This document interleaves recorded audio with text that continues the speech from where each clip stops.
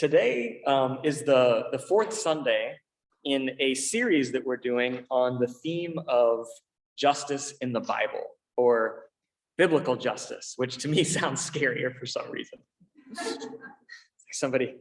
When people say something was biblical, it always means scary. This is the fourth week. And I'm going to give kind of a brief recap right now of what we've talked about the previous 3 weeks, sort of so we can keep our attention on the connected themes. The first week, we looked at the creation story. And we started there because that story tells us something about God's intentions for the world. So the story of creation at the beginning of Genesis shows us a balanced, harmonious creation where the relationships between all things are good, as they should be, right? The relationships are all mutually beneficial. It shows us a creation that's characterized by shalom, even though that word is not overtly used in the story, but characterized by shalom, which means wholeness, peace, where all needs are provided for, and all of creation is in right relationship with the Creator. So that is our starting point for this series. Now, the second week, Chris spoke, and we went a little bit further in Genesis to what we often call the fall. So this is where the relationship between God and humanity is ruptured. Because the man and woman in the story disobey God's command, right? So they do something that God instructed them not to do. They eat the forbidden fruit, and this opens their eyes. So suddenly they see the world, and they see themselves very differently than they had before. And they actually see God differently. So now when they hear God in the garden, they hide from him. And they become self-conscious. They realize, for example, that they are naked and they're embarrassed of this. And once they rupture this relationship with God, it's sort of like Pandora's box is opened. And all the relationships suffer. So the relationship between man and woman suffers. The relationship between humans and animals suffers. Even the relationship between people and the land is changed. And it's not long before people start doing bad things to each other. They start doing violence to each other. In fact, that happens in the very next generation with Cain and Abel. And we see then that the work of justice that we see happening throughout the biblical narrative is actually the work of restoring all of these relationships to what God intends them to be, right? Between people and God, firstly, but then between people, and between people and the rest of creation. And then Terry led us through the story of Joseph. And in that story, because of their jealousy, Joseph's brothers sell him into slavery. And he's brought to Egypt, and after years and years of struggle and hardship, how God uses these events for good. And how Joseph, after being betrayed by his brothers, right, treated brutally, ultimately he forgives them. He shows them mercy. And we saw in that story that, number one, justice and restoration can take a really, really long time. And number two, that justice involves repentance and then mercy and forgiveness, right? Mercy and forgiveness are at the heart of God's justice. Why? Well, because it's not primarily about punishment. That's not what justice is about. It's about restoration and healing. So today we move on from the Joseph story, but we are going to remain in Egypt. So today we're looking at the Exodus, right? God's liberation of the Israelites from slavery in Egypt. And it is truly impossible to overstate how important the Exodus story is to Israel's identity. This is the event that proves to the Israelites that God is actually a God of justice, that God actually sees their pain and their unjust suffering and then does something about it, acts decisively. And this becomes foundational to Israel's understanding of who God is and what God is actually like, what his characteristics are. So I'm assuming probably all of us are familiar with the story of the Exodus, but I'm going to give a really quick recap here. So Joseph dies eventually, right? But his descendants, the Hebrews or the Israelites, they remain in Egypt and they grow in number. They keep multiplying. And a Pharaoh takes the throne who never knew Joseph. And this Pharaoh is worried that the Israelites are becoming too numerous and too strong in the land. And this Pharaoh then starts to doubt the Israelites' loyalty to the Egyptians. And so he decides to put them into slavery. But they keep multiplying and they keep growing stronger. So Pharaoh takes this next brutal step of ordering the deaths of all the baby boys who are born to Hebrew women.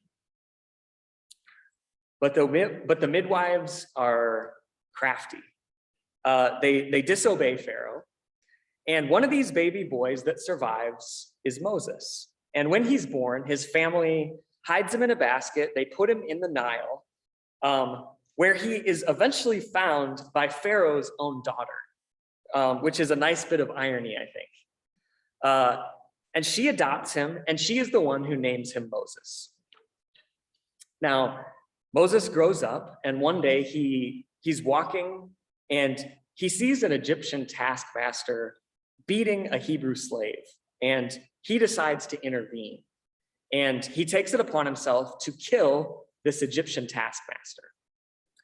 And Pharaoh eventually finds out that this happened. And so Moses has to run away. He flees to the wilderness to save his own life. Now, in the wilderness, he goes to the land called Midian. And there he finds a wife, and he works as a shepherd for his father-in-law. And one day, as he's tending his father-in-law's flocks, he ends up at the base of a mountain called Mount Horeb, the mountain of God, which I don't think he knows that this is what this mountain is. And he sees a bush that's on fire, but the bush isn't burning up. It's not being consumed. And this is where he encounters the God named Yahweh for the first time. And this is the God who made a promise to Moses' ancestors, right? To Abraham, Isaac, and Jacob. And God made a promise that their descendants would become as numerous as the stars, which again, ironically, this is what actually gets them to trouble in Egypt, right? They're becoming too numerous. And God also promised that they would eventually become a very strong and powerful kingdom. And this God has a mission for Moses.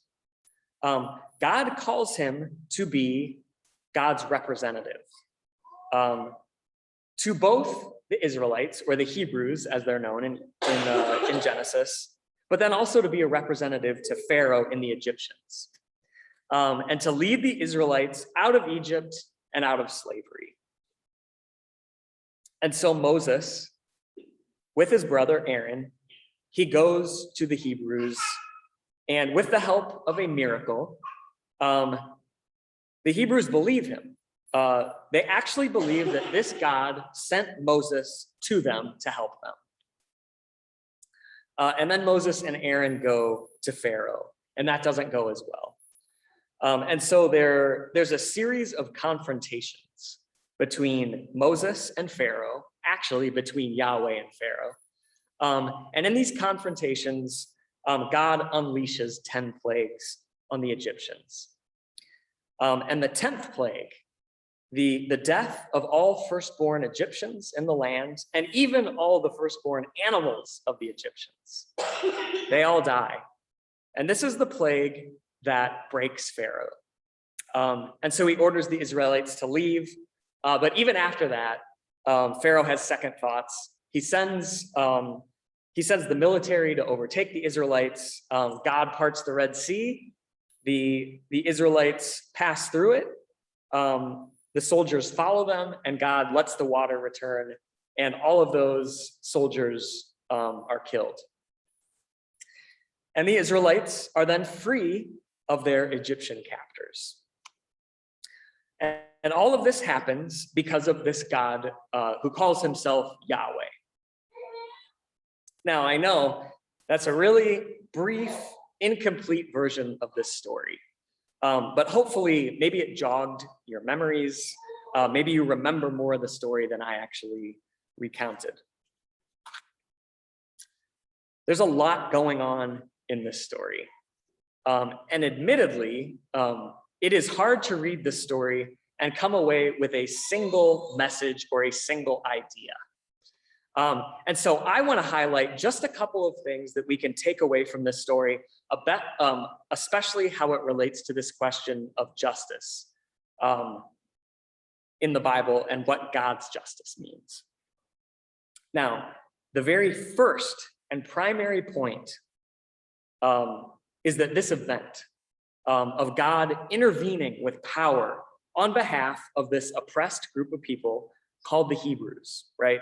This is the event that creates the people of Israel, right? This is the reason that they even consider in the first place entering into a covenant with this God, right? And they do this because Yahweh cared about them. It's as simple as that. God cared about them and helped them.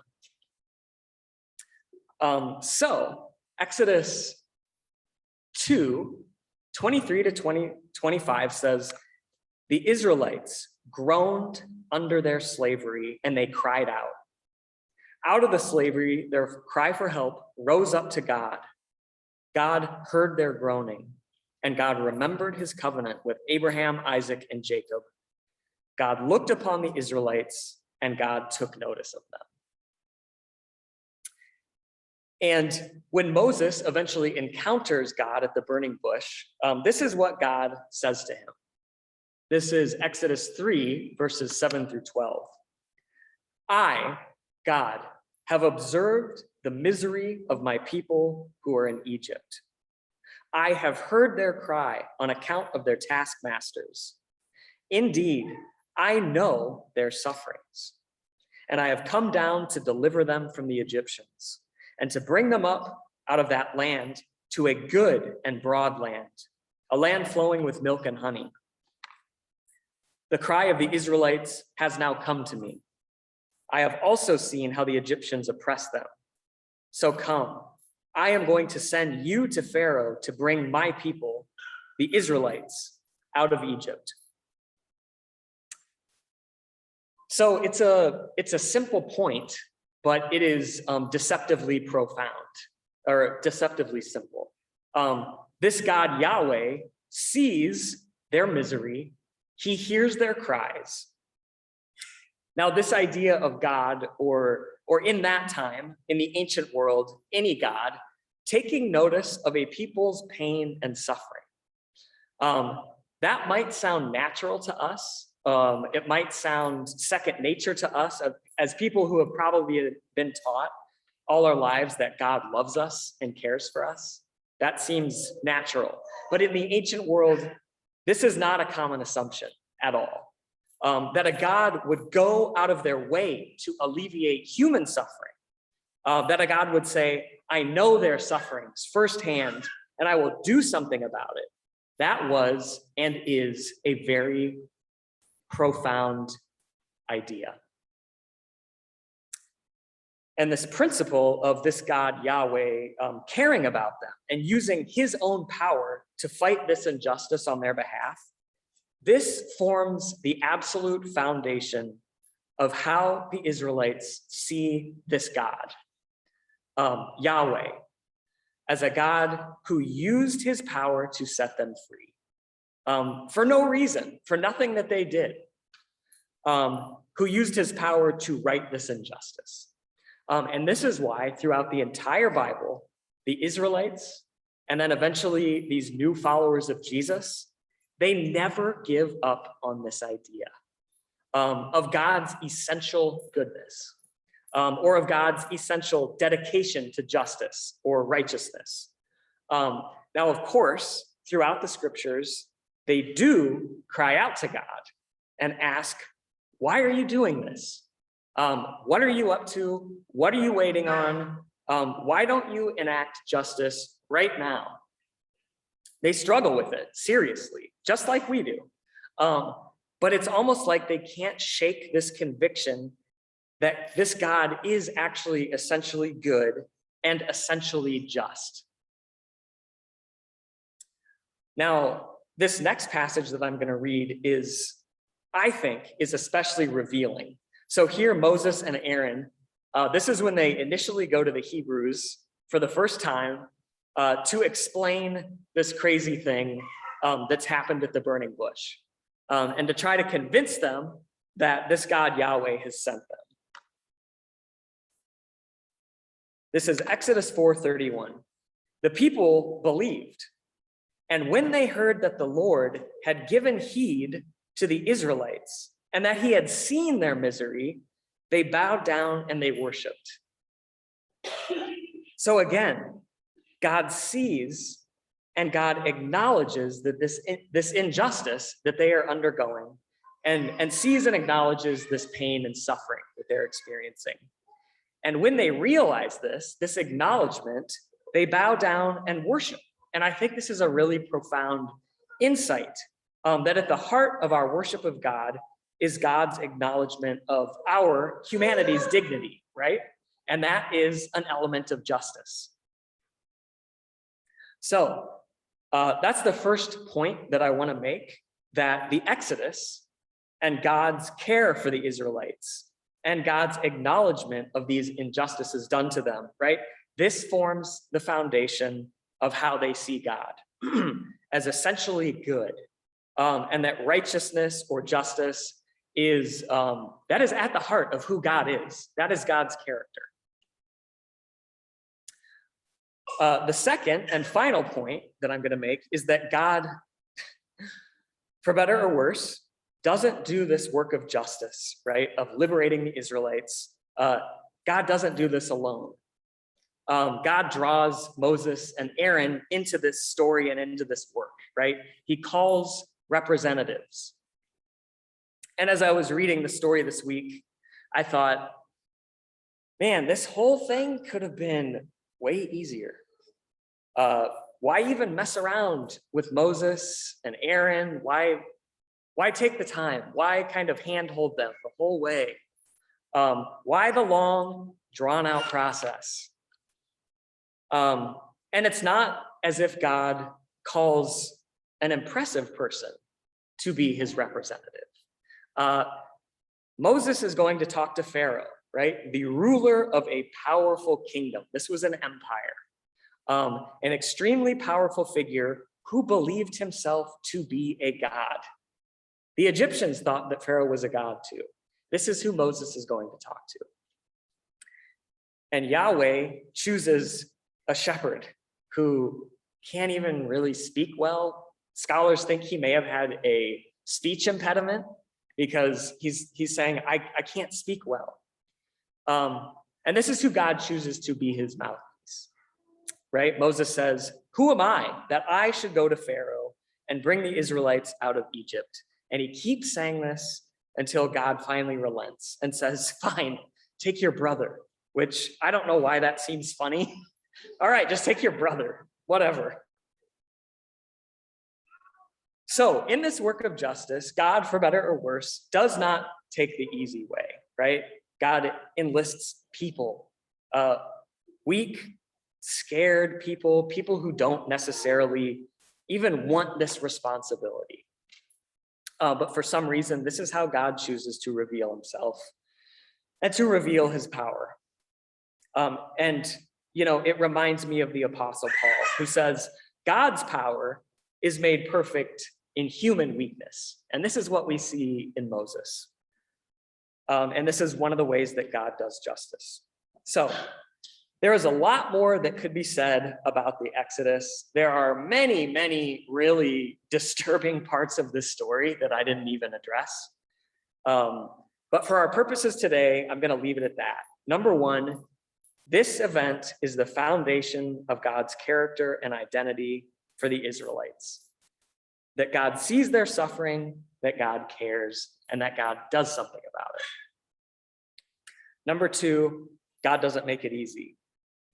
He calls people who are weak, scared, inarticulate to join. And it's through these kinds of people, I would assume people like us, that God reveals his power and his righteousness.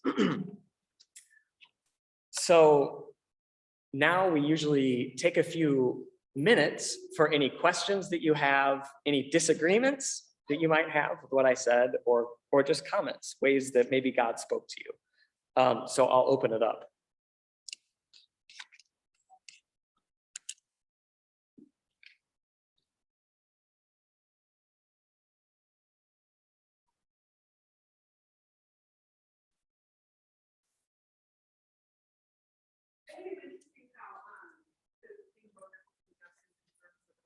God redefining what power looks like. I hadn't really, I guess, seen those as super connected in terms of biblical justice, but even with Jesus coming not to defeat the Romans, but as a baby. Interesting how I think the world's idea of justice often is a hammer of power that comes down, and God's justice flips that. Yeah.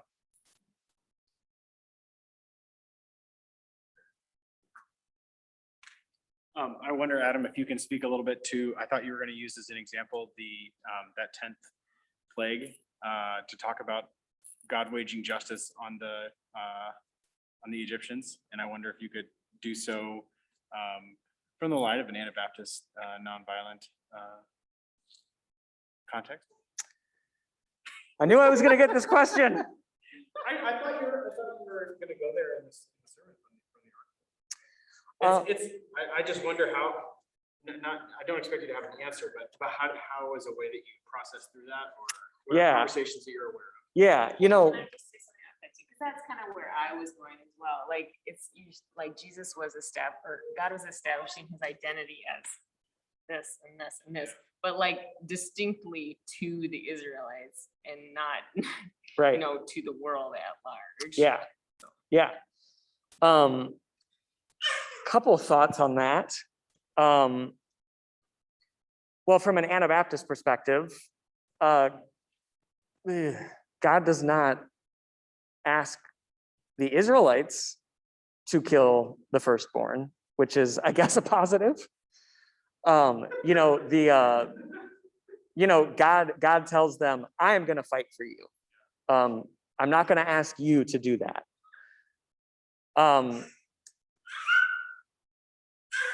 To that question, though, of yours, Brooke, one way I thought about it is Pharaoh had many chances to change his mind. He could have let them go way earlier in the story. But I honestly, I can't personally wrap my head around God doing that. But at the same time, I think it's not my job to decide what God can do or will do. But I don't think that God would ever ask me to do that. So that's as good of an answer as I got. What? Oh. Oh. I was just going to say it's an interesting and gray area between vengeance and salvation. Right. Yeah. Yeah, Vengeance and salvation yeah, depends on where the power is. As Allison said. right, yeah, I was just gonna comment that, like, I was already thinking earlier as you were telling this story, it's interesting that God didn't just like straight away just kill all the Egyptians and let the Israelites just have the whole kingdom to themselves. Yeah.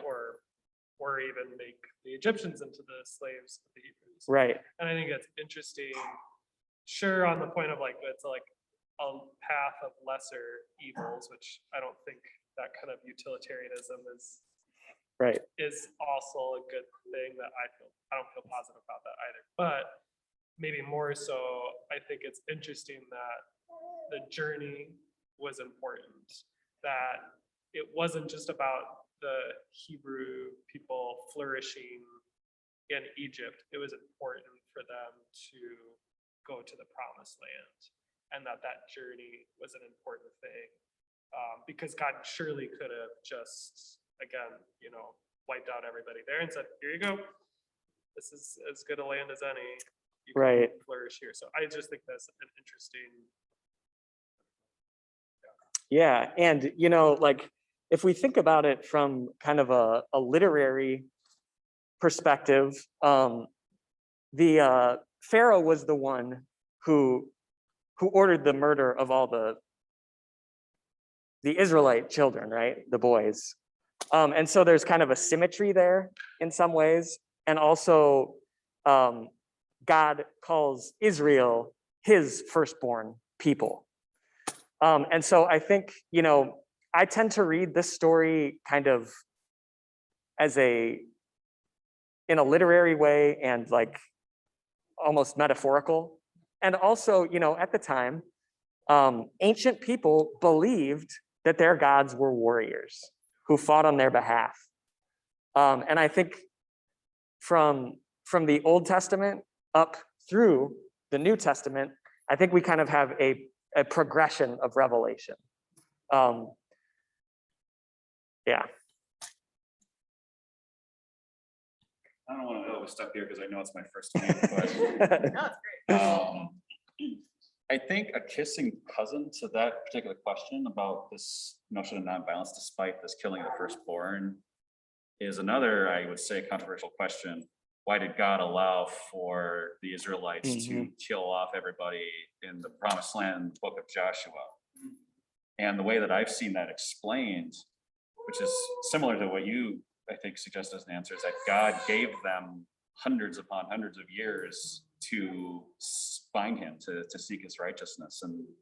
And of course, that's not to say that, anybody who doesn't seek God as either as an alien or as an immigrant, so to speak, is bad, because it also says in Leviticus, treat the immigrant and the alien as an equal. But at the same time, it reveals God's mercy because he gives them that much chances. He's not reactionary.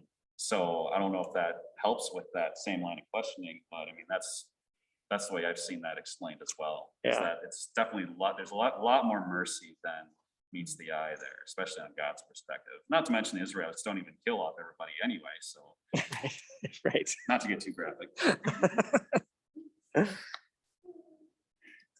I was just thinking about why did he choose Moses? But his whole backstory is a story of justice, right? I mean, he's left alone as a baby, orphaned. He's a murderer. He flees. I mean, he's got this backstory as well that is in itself a story of redemption and almost that redemptive justice that we've been talking about, restorative justice, the restoring of a person in that as well. So. Yeah, and like this week, it sort of newly caught my attention that Moses doesn't really fit anywhere, right? He's like the Israelites don't know who he is, and he's not an Egyptian, but he's like kind of in between these worlds. Yeah. I was thinking there's kind of a similarity in what happened with Herod. When Herod found out that there was going to be this coming Messiah, and he decided to do the same thing. He decided to kill all the firstborn And, you know, it just seems like there's a. There's a connection, correspondence there. A similarity in what, Definitely. it's like Pharaoh is afraid that the Israelites are going to become too powerful. And Herod is afraid that some Messiah is going to come and take away his kingship. Exactly. So yeah, they're afraid of losing power. Yeah. Yeah, And it seems like that's still the way things are. exactly. Got time for one more. Just a quick thing. Something that I guess thinking, especially with this story, I know for a lot of African-American churches, this is like a really important story. And thinking through that and to keeping that perspective in mind, even with some of the aspects of, I think, violence, even like the Israelites going into the new land and slaughtering people. I think of like Martin Luther King Jr. talking about like the damage that is done, both like of the burden of the oppressors in a lot of ways, the negative impact that like injustice has. And I guess I've never thought of God kind of having this avenue of violence for the Israelites is not necessarily like a victory for them. It can in some ways be kind of a punishment almost, because it's like if you choose this path of oppression, of killing all of these people, or like even with some of the Egyptian aspects, I wonder if we don't recognize some of the punishment that's underlying that like those acts of violence surely carry with those people, just in the same way that I think in a American culture, like the violence that has been done historically is also really negatively impact those who are committing those actions. So I just haven't, I guess, thought of that dynamic. Right. And yeah. Thanks. It's a little